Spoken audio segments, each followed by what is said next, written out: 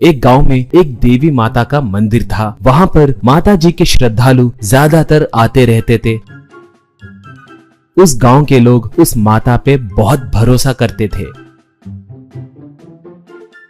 उस गांव में देशमुख नाम का एक गरीब किसान हुआ करता था। उसे पत्नी, बेटी और बेटा था।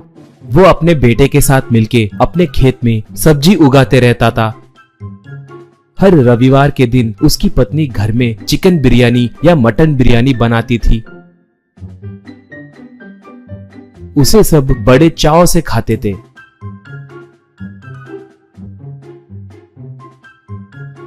देशमुख के उगाए फसल को एक दलाल आकर खरीद कर ले जाता था। वो बहुत बड़ा धोखेबाज आदमी था। झूठी बातें बोलकर कम पैसे देता था। तब देशमुख का बेटा, क्या पिताजी, वो हमेशा हमें धोखा देते ही रहता है, हम उसे ही क्यों बेचे, सीधे बाजार में जाकर बेच सकते हैं ना। कहता तो देशमुख, बेटा तुम छोटे हो, गुस्से से नहीं दिमाग से सोचो। उस बाजार में भी दूध के दूल्हे नहीं रहते, वहाँ पर भी इसके जैसे ही धोखेबाज लोग रहते हैं। हमारे देश में किसानों को यही सम्मान मिलता है। इन्हें ले जाने के खर्च और बेचने का खर्च भी बचेंगे कहकर इसे ही बेचता हूँ। जितने मिले हैं उसी से ही संतुष्ट होंगे बेटा, अब क्या कर सकते हैं, कहा।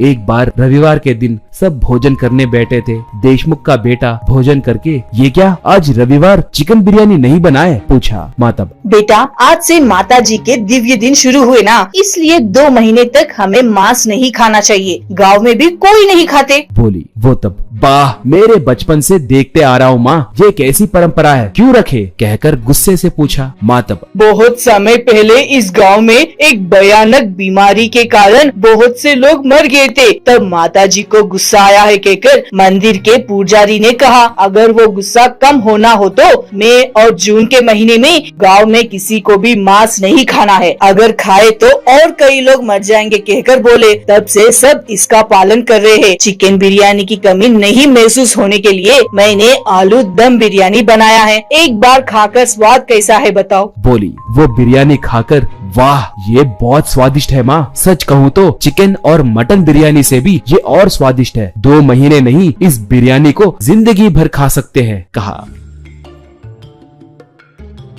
एक बार देशमुख आलू का फसल उगाया।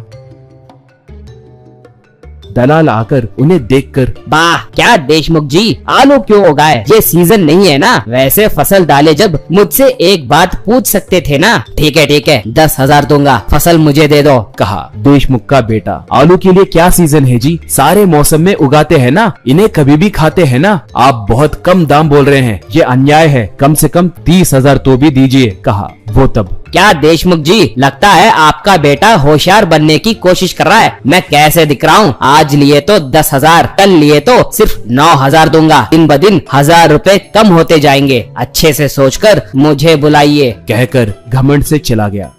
देशमुख घबराने लगा तो उसका बेटा, पिताजी एक बार धोखा दिए तो ठीक है कहकर सोच सकते हैं, मगर ये हदें पार कर रहा है, इसलिए नहीं बेचूंगा, कहा। तब देशमुख, ठीक है तो फिर अब क्या करने की सोच रहे हो, हम बाजार में ले जाकर बेचे क्या, पूछा। बेटा तब, वहाँ पर भी अच्छा दाम मिलेगा कहकर मुझे नहीं लगता, ये दलाल सब मिले हुए हैं, अगर हम गए तो भी मौका देखकर और कम दाम देंगे, कहा। देशमुख तब, हे भगवान, बहुत मेहनत करके उगाया फसल अब बेकार हो जाएगी क्या, कहकर दुखी होने लगा तो बेटे को एक उपाय सूझा। पिताजी, कल से माता जी के दिव्य दिन शुरू होने वाले हैं ना, गांव वाले मांस नहीं खाते, हम ये 2 महीने माँ से आलू दम बिरयानी बनवा कर गाँव में बेचेंगे, माँ के बनाए बिरयानी के स्वाद को गाँव वाले जरूर फिदा होंगे, कहा। बेटे का आइडिया पिता को बहुत पसंद आया।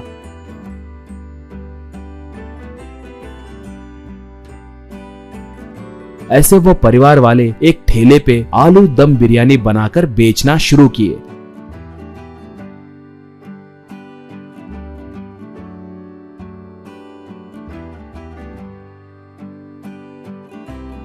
माँ बिरयानी बनाने लगी तो बाकी के लोग ग्राहकों को बिरयानी देने लगे। वाकई उसके स्वाद को लोग फिदा हो गए। बहुत कम समय में ही वो लोग बहुत मशहूर हुए।